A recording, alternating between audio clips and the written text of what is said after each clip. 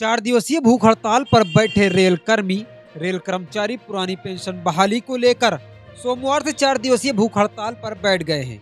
Railway कर्मियों की भूख हड़ताल पर जाने से कार्य बाधित हो गया है।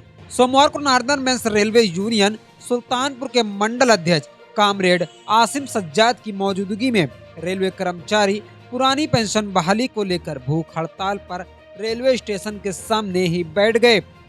रेल कर्मी की मांग है कि फिर पुरानी पेंशन स्कीम बहाल हो, जिससे सेवानिवृत्त हुए कर्मचारियों का जीवन यापन सही ढंग से हो सके।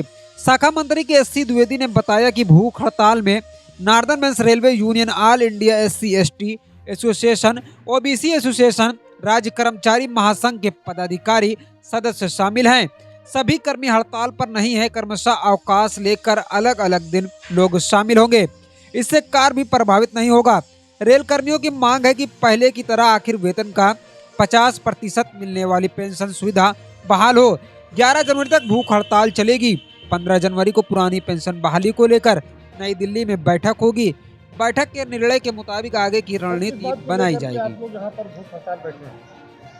All India Railway Men's Federation और पुरानी पेंशन बहाली संयुक्त मंच के महामंत्री कामरेड शिव गोपाल मिश्र के आह्वान पर आज हम लोग पुरानी पेंशन स्कीम सरकार बहाल करे, इसके लिए 4 दिवसीय हड़ताल के प्रथम दिन आज 9 बजे से 5 बजे तक यहाँ पर भूख हड़ताल पर बैठे हैं।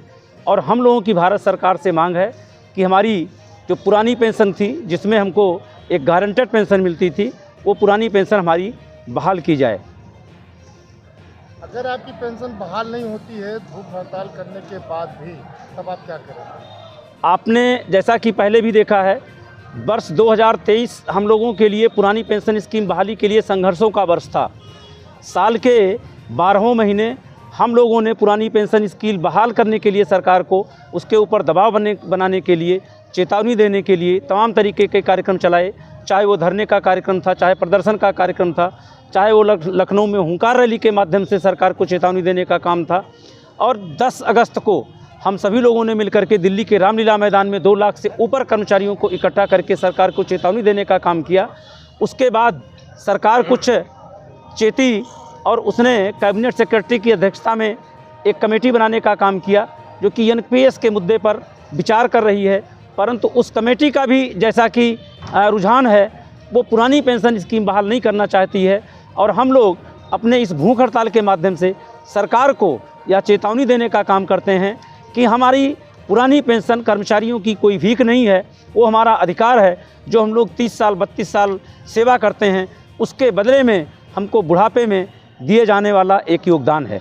इसलिए सरकार उस पैसे को, हमारा पेंशन को बहाल करे। अभी आगे 2024 का चुनाव आने वाला है, अगर आपकी पेंशन बहाली नहीं होती तब आप क्या करेंगे सरकार के खिलाफ? हम लोग इस इलेक्शन को देखते हुए ही अपने कार्यक्रम को और तेज कर रहे हैं। और सरकार को हम लोग ये 2 टूक कहना चाहते हैं कि अगर सरकार इस पुरानी पेंशन स्कीम की बहाली के लिए तैयार नहीं होती है, तो उसको वोटों के माध्यम से हम लोगों के नाराज़गी झेलनी पड़ेगी। और जो सरकारी कर्मचारी हैं, जो उनका परिवार है, वो निश्चित रूप से इस सरकार के खिलाफ मत देगा, सरकार को हटाने का काम करेगा। जो है, या तो सरकार उसके पहले चेते और पुरानी पेंशन स्कीम को बहाल करे।